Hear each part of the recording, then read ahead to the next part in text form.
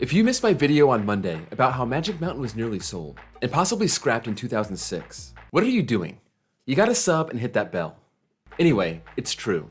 The park was for sale in 2006, as the chain was looking for ways to reduce its debt and make their parks more appealing to families, and Magic Mountain did not fit into the vision of the new CEO, Mark Shapiro. Let's say they got a killer offer from a developer, willing to fork over $500 million for the land. What would have happened to their 17 roller coasters? It would have been a great opportunity for the chain to disperse them throughout its parks, introducing awesome new experiences from coast to coast for a low price. Today, we're going to look at what I think Six Flags would have done with each one of Magic Mountain's coasters following its closure in 2006.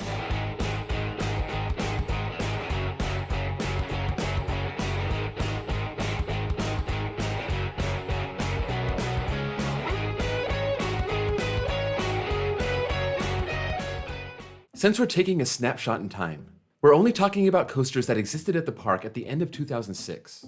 This means no Apocalypse, no Green Lantern, no Roadrunner Express, no Full Throttle, no Speedy Gonzales, no Twisted Colossus, and no West Coast Racers.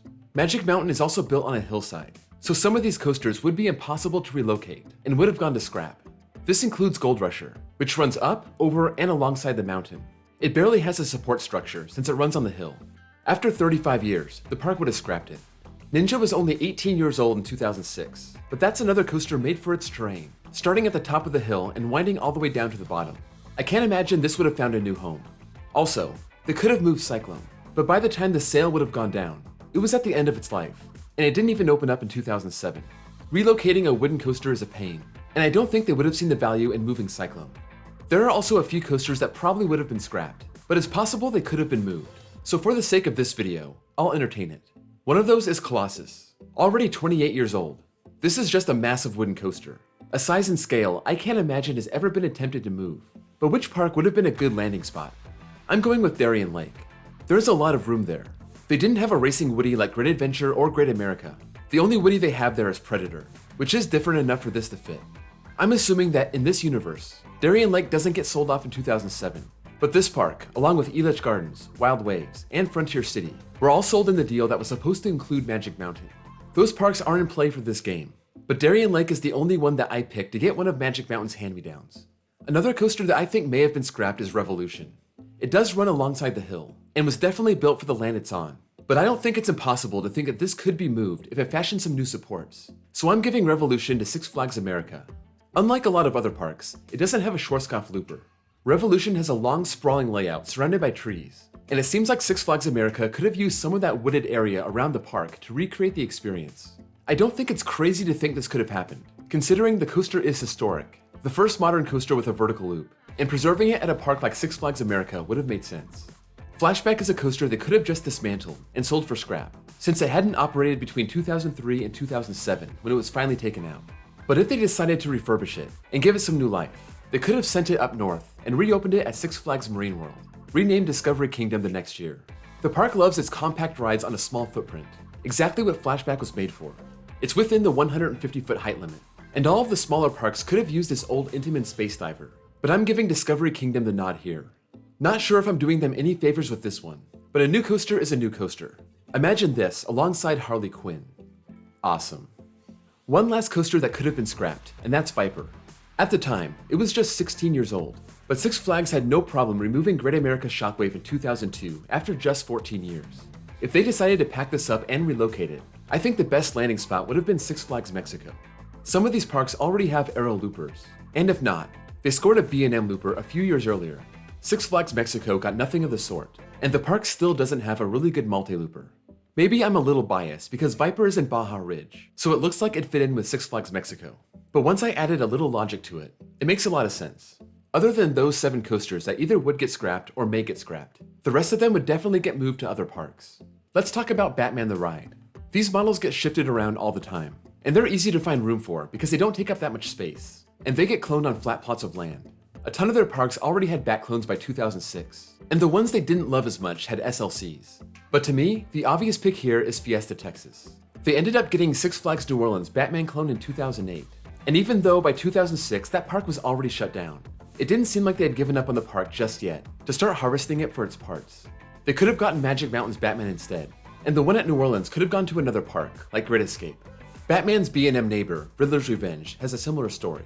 There was a massive B&M stand-up moved to a park that really needed it a few years later, so it would have made sense that that park would have ended up with Riddler if it became available. I'm talking about Six Flags Great Adventure, and how they got Kentucky Kingdom's Chang when Six Flags cut ties with it in 2010. The only caveat here is, was Great Adventure ready to tear out Great American Scream Machine by 2006? If they wanted to squeeze a few more years out of it, they may have sent Riddler somewhere else, like Six Flags Over Texas. Otherwise, Riddler would have fit nicely right there on the parking lot. Now for Deja Vu, and this is the one and only coaster on this list that we have definite proof what would have happened to it. It was packed up and shipped off to Six Flags New England after the 2011 season, and I have no reason to think it would have gone anywhere else. No further explanation needed here. Now for the kids coasters, and at the time, they only had two. One was Goliath Jr., now known as Magic Flyer, and I was trying to find a park that didn't have a coaster for really little kids. I chose Six Flags Great America. It has Sprocket Rockets, but that's more of a family coaster, and it could be too big for the really small kids. This was before the park got Little Dipper also, so they really could have used another kids coaster, and one at the scale of Goliath Jr. This isn't the only gift for Great America though. I'm also giving them X. They may have had a big headache on their hands a year or so down the road, when S&S had to come in and renovate it with new trains. But Great America is a park worthy of a coaster like this, and there wasn't anything like it at the time, since they didn't get X-Flight until 2012. Great Adventure could have used it also, but right after getting El Toro and Kingda Ka over the last 2 years, Six Flags may have wanted to toss a cookie over to Great America. They got a Hyper and a Flyer just like Great Adventure, but since 1999, they just got Vertical Velocity, compared to those two Intamin monsters in Jersey, so X would have made sense to balance that out. The other kids coaster is Canyon Blaster. This was an easy call for me. It's going to Six Flags St. Louis. This is the one park without a true kids coaster, with River King Mine Train being the closest thing to one.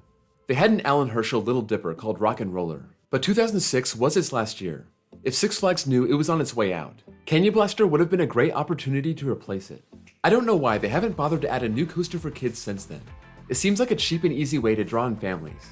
Canyon Blaster isn't too big or too small to entertain kids, so it would have been an asset for St. Louis. But just like Great America, that's not the only thing they're getting. I'm sending Scream their way. The park only has one B&M, their Batman clone, so a Floorless would fit right in here. It's a parking lot coaster, so there would be no problem finding a spot for it, even though it has a pretty big footprint.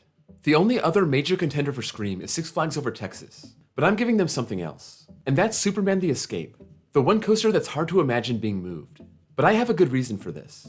Back in 1999, there was a rumor out in the Coasterverse that Six Flags Over Texas was gonna get a clone of Superman the Escape, and it would be located behind Judge Roy Scream. This obviously never happened, and the first two installations of the reverse freefall were the only two ever built, one at Magic Mountain and the other at Dreamworld in Australia.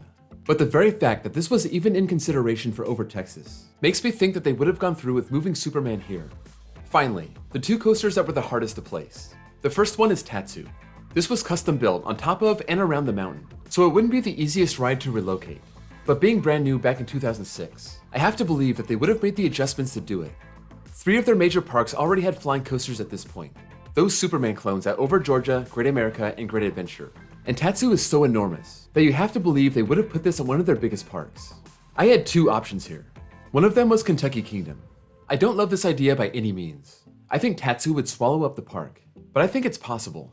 The other, more feasible landing spot is Fiesta Texas. They could use the quarry wall for the lift hill, and have the coaster dive off it, and depending on how it's angled, it could jump back on top of it for some of its elements. There's only one reason that I'm leery about Fiesta Texas landing Tatsu, and that's because of the 17th and final coaster on the list. By far the hardest coaster to place, Goliath. The same rumor mill that produced the Superman clone at Over Texas in 1999 also said that Fiesta Texas was looking at getting a Giovanola Hyper. This ended up going to Over Texas as Titan, but Six Flags may have taken advantage of the chance to get Fiesta that Hyper in 2006. It's weird to have 2 Giovanola Hypers in the same state, but Six Flags didn't have a problem putting in 2 Batman inverts, or free spins, or boomerangs at each of their Texas parks, so why not do the same with nearly identical Hypers? If Fiesta Texas got Batman the Ride, and Goliath, then there's no way they also get Tatsu. So that's why I was thinking maybe Kentucky Kingdom. I hate that pick, but where else that doesn't already have a flying coaster could handle Tatsu? Maybe Six Flags New England, but even that seems too small. Or maybe they would have sold it off to a park they didn't own. That's a possibility for all these coasters, but it seems like, in general, they like to disperse their rides within the chain, like we saw when Cedar Fair shut down Geauga Lake. So just a look at who wins and loses when Magic Mountain gets the axe in this alternative 2006 universe. The parks that were totally shut out include Great Escape, La Ronde, Elish Gardens, Wild Waves, Frontier City, and the biggest snub is Over Georgia. They have a really balanced lineup, so most of these options wouldn't help them out much, other than maybe Superman to add a launch coaster, but that seemed destined for Over Texas. So we have Flashback at Discovery Kingdom, Colossus at Darien Lake, Superman at Over Texas, Batman and Goliath at Fiesta Texas, Riddler's Revenge at Great Adventure, X and Magic Flyer at Great America, Viper at Mexico, Deja Vu at New England, Revolution at America, Scream and Canyon Blaster at St. Louis, and Tatsu at Kentucky Kingdom. Let me know what you think about these picks. Again, this wasn't what I thought would be the best move. This is what I believe would have been moved and where, had Magic Mountain been flattened and turned into tract housing after 2006. If you enjoyed this video, be sure to drop a like. That's the best way to show your support for the channel.